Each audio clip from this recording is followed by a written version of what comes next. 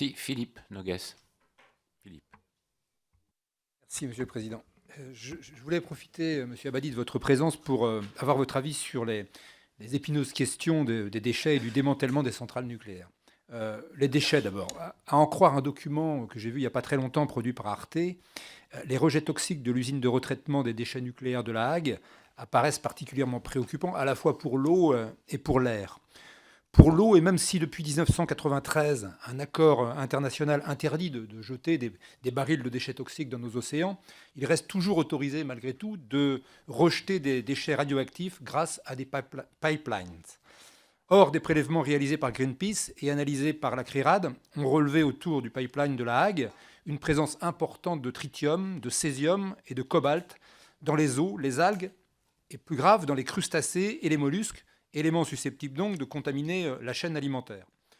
L'ASN nous assure que les rejets de tritium sont acceptables, entre guillemets, et que le niveau de radioactivité de la Manche n'est pas préoccupant.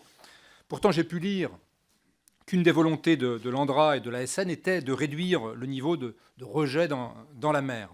Ma question coule donc de source, si je peux parler comme ça. Pourquoi de telles préoccupations si ces rejets ne sont effectivement pas dangereux ?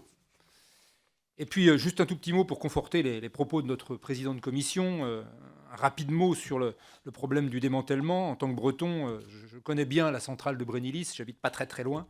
Et donc là, près de 30 ans après son arrêt, effectivement, le démantèlement de cette centrale est toujours en cours. Alors, vous l'avez dit, le démantèlement complet génère souvent de nouveaux déchets, faiblement actifs, mais à très grande durée de vie, qui devaient être stockés dans un premier temps sur le site de Bugey. Bon, décision après décision, on peut espérer que la Cour administrative de Lyon se prononcera pour la validité du permis de construire, peut-être avant la fin de 2014. Mais il reste à ce jour 67 000 tonnes, malgré tout, de déchets, dont 10% radioactifs à Brennilis, où nous constatons là une difficulté quand même réelle à gérer les déchets et le démantèlement de nos centrales, fussent-elles de première génération. Merci. Merci.